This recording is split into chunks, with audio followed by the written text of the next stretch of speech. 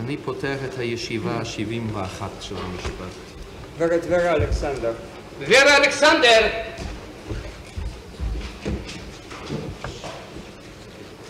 ורה ורוניקה אלכסנדר.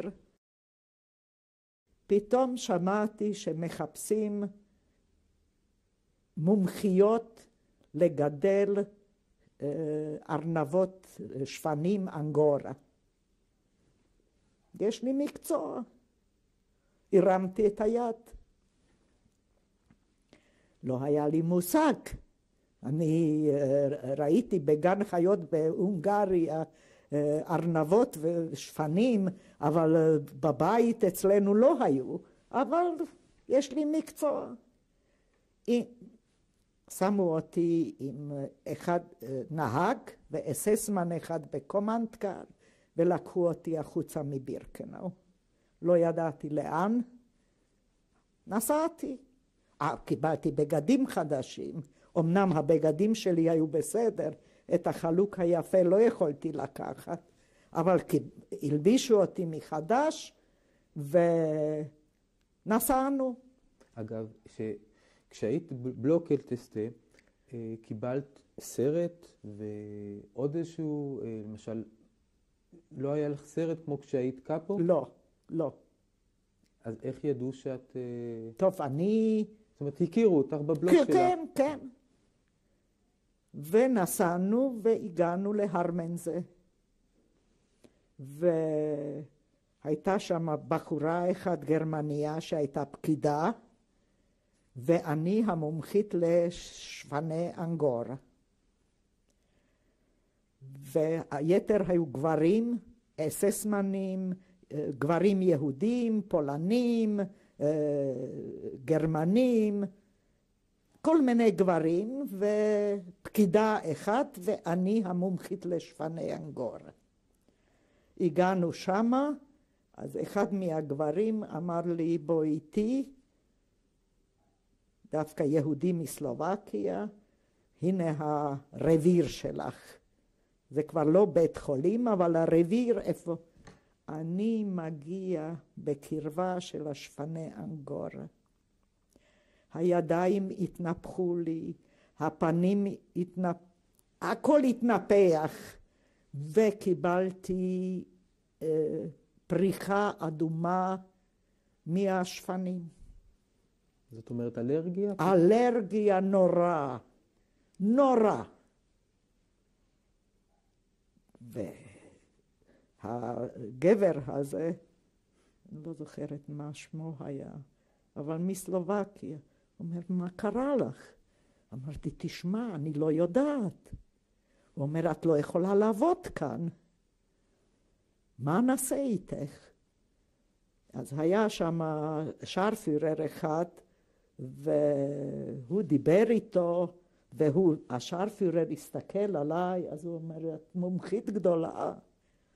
טוב, שיהיה עוד פקידה אחד במשרד. וגבר אחד נהיה מומחה לשפני אנגורה במקומי. ככה היו חיים טובים מאוד. היה צריך לרשום, היה שם גם גידלנו תרנגולי הודו, אווזים, שפני אנגורה, עופות, והיה צריך לרשום, היה שם, איך קוראים לזה, שמביצים עושים,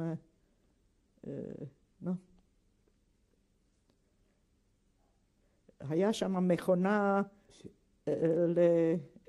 לאבקת ביצים? כן, כן. ואתה יודע, עופות מתים, תרנגולי הודו לפעמים מתים, אווזים לפעמים מתים, ככה שהיה לנו מה לאכול. והאססמנים שהיו שם ממונים עלינו, הם הביאו כבר תפוחי אדמה, הם אכלו איתנו. ואני רק כתבתי שהתפגרו 2 תרנגולי הודו, אווז אחד, 3 עופות, גם את השפנים אכלנו. קורה, נכון? עד שיום אחד, אססמן אחד, זה היה שרפירר, אמר,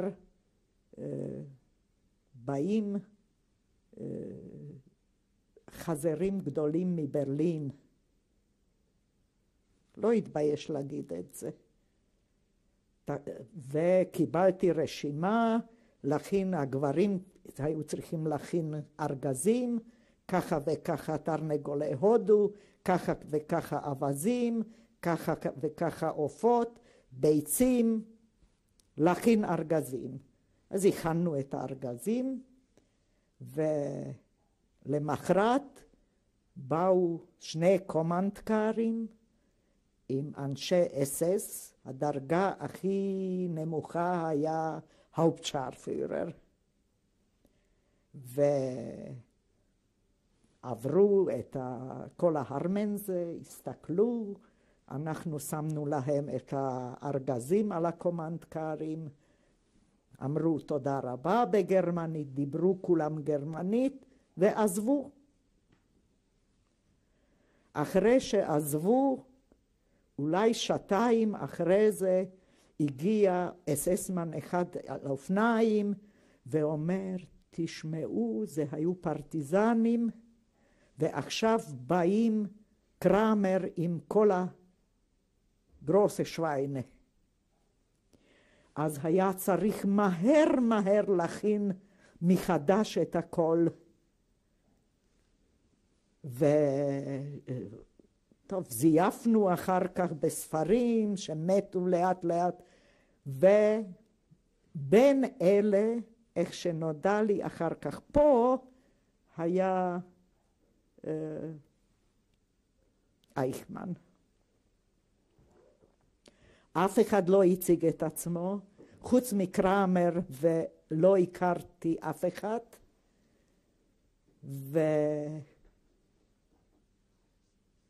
אתה לא יכול לתאר לעצמך, יומיים רעדו האנשי אס-אס ורעדנו אנחנו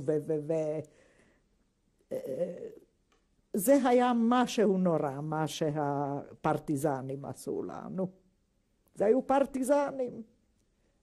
והם ידעו מה צריך לקרוא שם, ועשו אחר כך הינגה עם כל מה שהכנו בשביל אלה. שוב, אחרי כמה זמן, לא זוכרת כמה זמן עוד נשארתי שם, אבל הצלחתי עוד לזייף את כל הספרים עם הפקידה שהייתה. ושוב בא אופזרין מנדל, עוד עם שני אנשי אס-אס, ולא מצא חן בעיניה שכל כך טוב לי שם, ושאני לא עובדת עם השפנים, שאני עובדת במשרד, אמרה שאני צריכה לחזור לבירקנאו. חזרתי לבירקנאו,